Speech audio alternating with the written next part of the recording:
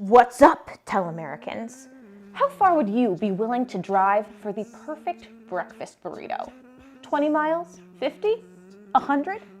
Well, in the episode, Hungry Like the Wolf Dog, the gang drives 100 miles to chase Grandma Flora's perfect breakfast burrito. Quote, the best breakfast burrito in America.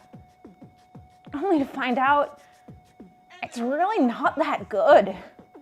Okay, buckle up, boys. Shoot in the tree!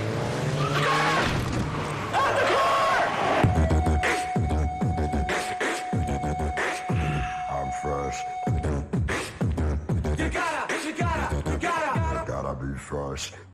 So today on Fandom Recipes, we are not only going to show you how to make a breakfast burrito that's actually worth driving 100 miles for, but we're going to teach you how to make it so that you don't have to eat any more nature lizards. Got him! Oh, I got him! Adam, what are you doing? Whatever it takes.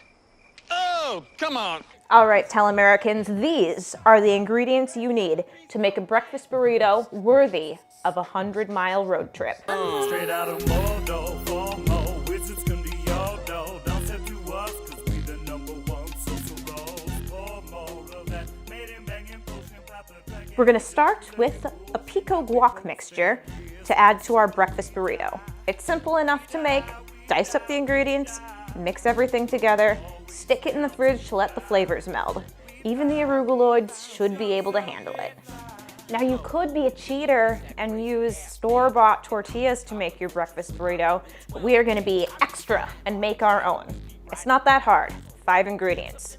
You have flour, baking powder, and salt. Whisk everything together, add in your oil and warm water, and stir until the dough becomes a shaggy ball. Proceed to turn said shaggy ball out onto a lightly floured surface and knead for 1 to 2 minutes until the dough is smooth.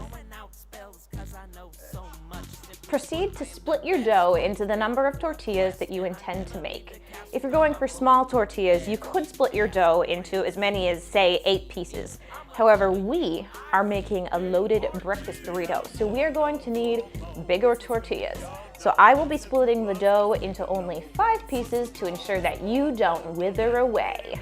I know. I'm starving to death. Her car ran away.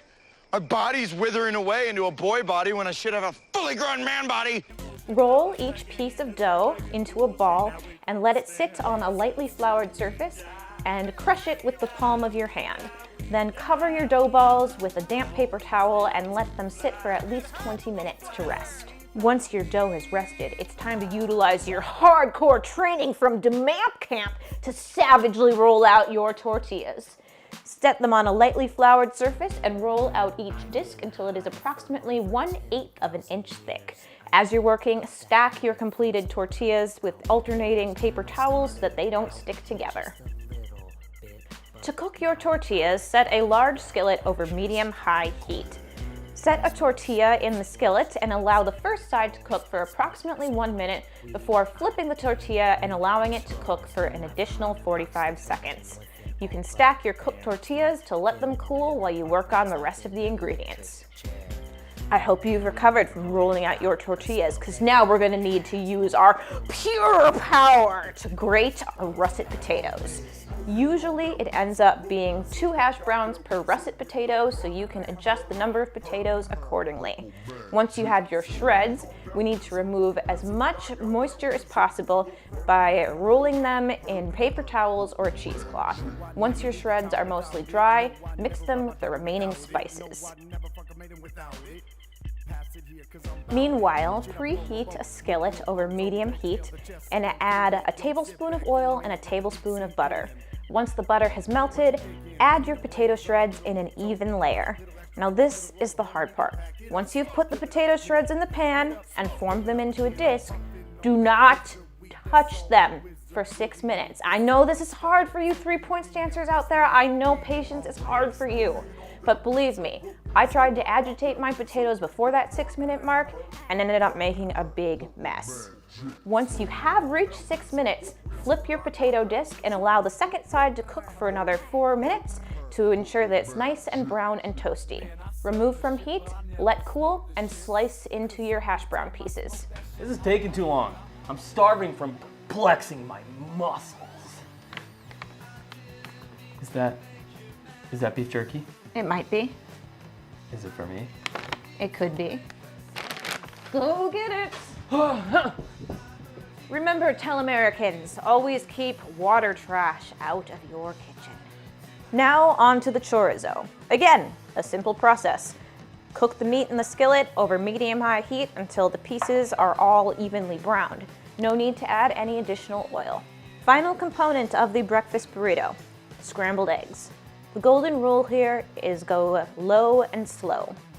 So put a pan over medium-low heat on your stove and add in a tablespoon of butter, followed by your whisked eggs. Agitate your eggs constantly until they just begin to set into curds, then remove from the heat. They will finish cooking fully when we toast the final breakfast burrito on the stove. Now it's time for assembly. On one of your cooked tortillas, put a layer of scrambled eggs, followed by a layer of your cooked chorizo, then a layer of your pico guac mixture, followed by a hash brown. Finish everything off with a handful of shredded quesadilla cheese and roll your burrito up tight. Then it's back to the stove one last time to give your burrito a final toast. And when you're ready to eat, it's time to go get your hot sauce from the car. Oh, there it is! Oh, it's open. All right, I'm gonna go get my hot sauce from the car. My crystals! You guys order for me.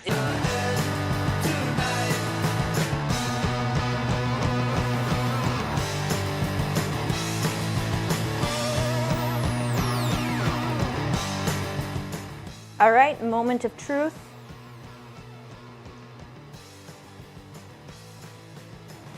Worth the road trip? Oh God, yes. All right, guys, thanks so much for watching another episode of Fandom Recipes. Please like and subscribe and leave a comment if there's something you'd like us to cook next. Thanks. Bye.